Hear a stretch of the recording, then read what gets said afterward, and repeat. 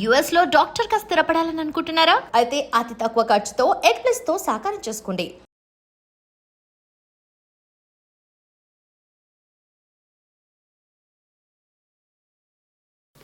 అందరికీ నమస్కారం. Welcome to iDream media. నేను మీ ఝాన్సీ.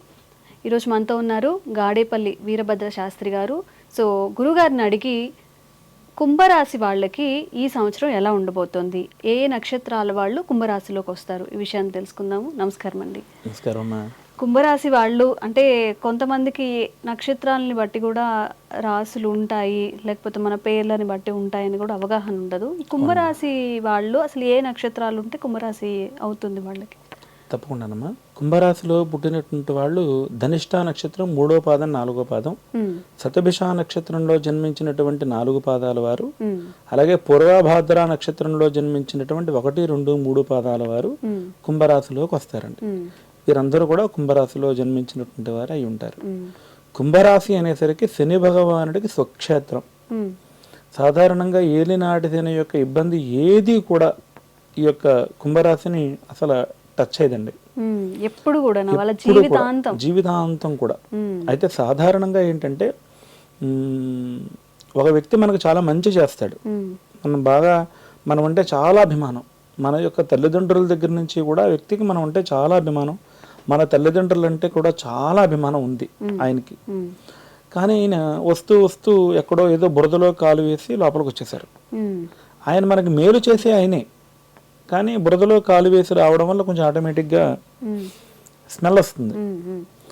అటువంటి ఇబ్బంది ఏదైనా ఉంటే ఉండాలి తప్ప చిన్నగా, అంతే తప్ప అంత పెద్దగా శని వల్ల వీళ్ళు అసలు ఇబ్బంది పడవలసినటువంటి అవసరం ఏదీ ఉండదండి.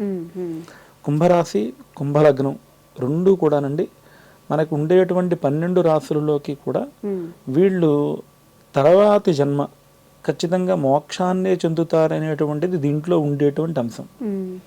ఇంచేతనంటే కనుక శని భగవానుడికి అధిష్టాన దైవం పరమేశ్వరుడు. పరమేశ్వరుడికి వీళ్ళు చాలా భక్తులుగా ఉంటారని, ఈశ్వరారాధన చాలా ఖచ్చితంగా చేస్తూ ఉంటారని అని కుంభరాశి వాళ్ళకి శాస్త్ర నానుడి. భగవద్భక్తులు చాలా ఎక్కువగా ఉంటుంది.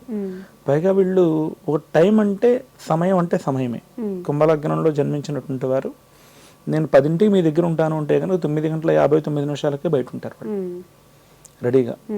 అంటే వాళ్ళు అంత టైం మెయింటైన్ చేయడం అనేది ఉండదు, వీళ్ళ దగ్గర చాలా సులువుగా ఉండేటువంటి పద్ధతి.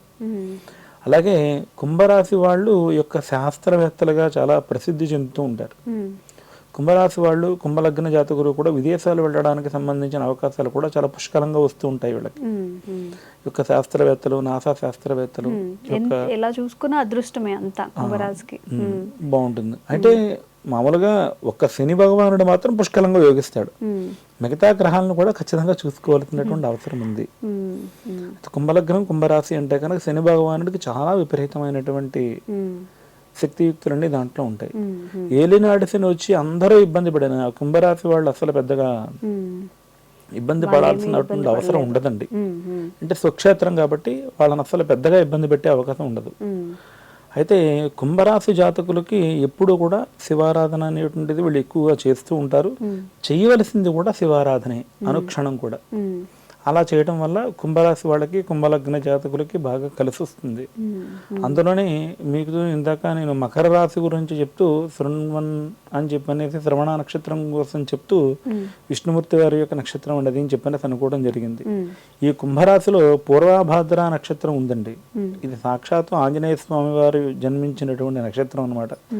అంతటి శక్తియుక్తులు కూడా ఈ యొక్క కుంభరాశి వాళ్ళకి కుంభలగ్న జాతకులకి పుష్కలంగా ఉంటాయి.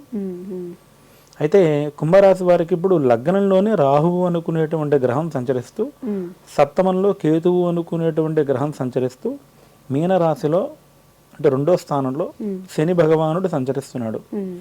అయితే లగ్నంలో రాహువు సప్తమంలో కేతువు ఉండడం వల్ల కలహప్రదాయ నమః అని పేరు.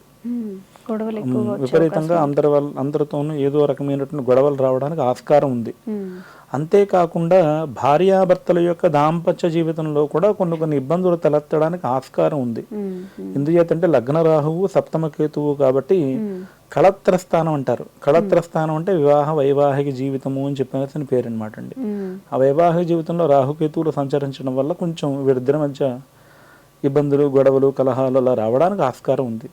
అలాంటివి ఏమీ కూడా లేకుండా ఉండడం కోసం గౌరీ అమ్మవారు చండీ స్వరూపంగా ఆరాధన చేస్తూ చండీ అమ్మవారిని, కాలభైరవుణ్ణి అర్చన చేయడం వల్ల వీరికి సంబంధించినటువంటి దోషాలు ఏవి కూడా లేకుండా ఉంటాయి. అవి రెండు చేస్తే చాలా మంచిది.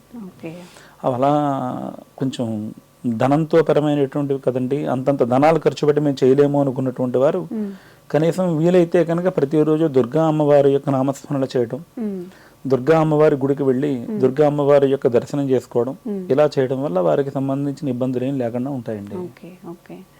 సంతోషం గురుగారు. నమస్కారం.